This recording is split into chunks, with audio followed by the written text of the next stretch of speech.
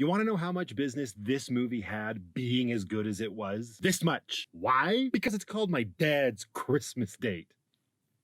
Then again, it did come out in 2020 and the world's still upside down from that shit, so kind of makes sense.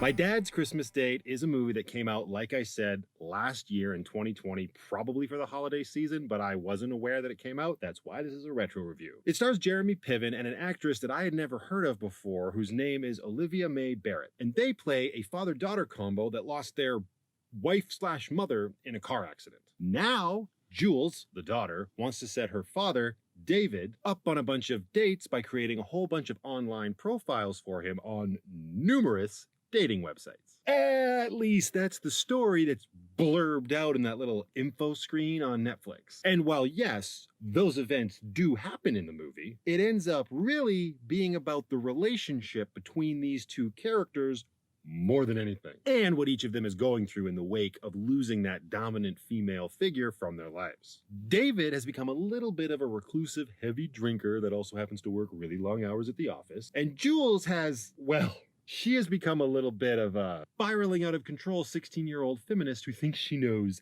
everything. So in other words, a teenage girl with the added trauma of losing her mom. As I said, more or less, I really did end up enjoying this movie quite a lot. And the real reason is the performances from these two lead actors, but especially from Jeremy Piven. In my opinion, he's always been an incredible actor, and he is always entertaining to watch. Here, he brings just as much wit, charm, and comedic timing as he ever did in stuff like Entourage. But while there, he was this overly exaggerated Hollywood agent, here, he is arguably the exact opposite and still makes that same sort of set of skills work. That makes sense? Set of skills?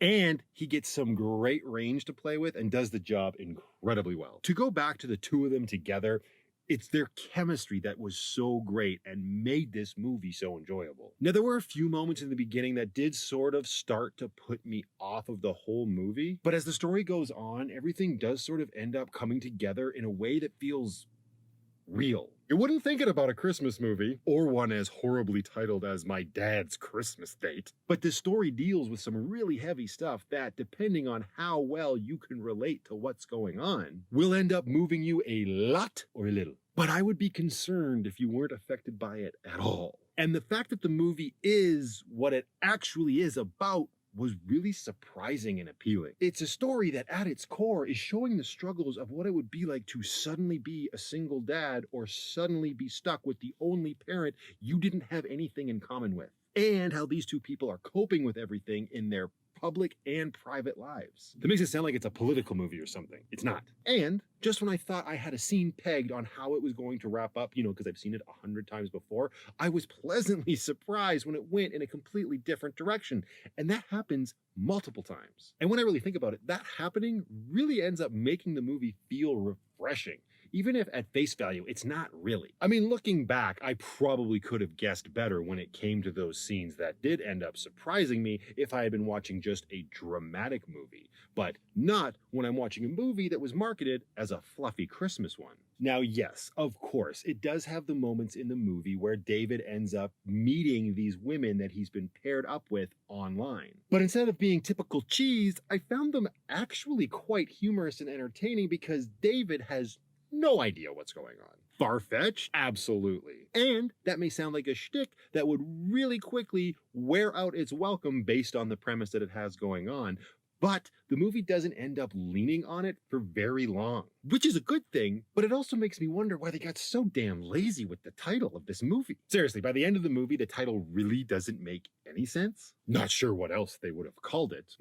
So maybe that's why they went with what they went with. It's just unfortunate because in the end, based on that cutesy presentation, the sort of misleading blurb about the movie, and the extremely generic title, I think a lot of people would just choose to look this movie over, skip it completely, and that's a shame. Now, I did find the way that they presented the daughter a little janky and inconsistent. Like, I get that she's a teenage girl who lost her mom. But when you go from one scene where she's being this completely raging feminist and calling into a radio talk show to call her dad a huge sexist, to the next scene where she's being genuinely concerned about her dad's loneliness and his well-being, that she wants to do this online dating profile to not really benefit from it for herself, you kind of have to take a minute and go, okay, did I miss something? It just seemed a tad too much in either direction. Like, whoever wrote this really wanted to get something across, but then remembered that that wasn't the story they actually wanted to tell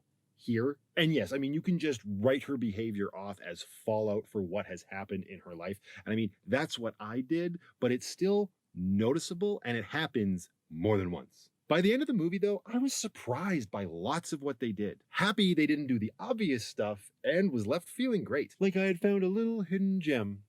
And that's pretty cool when it happens. My Dad's Christmas Date gets a solid 8 out of 10 for me. Not a single one of those points is because of the title. Great performances from the two leads, Jeremy Piven especially, help bring some heart to a story that deals with some pretty heavy issues set against the backdrop of Christmas. Just do me a favor and don't let that absolutely horrible title prevent you from pressing play. It's on Netflix if you want to check it out. Or, have you seen My Dad's Christmas Date? If you have, let me know what you thought about it in the comments below, and I will see you all in the next one.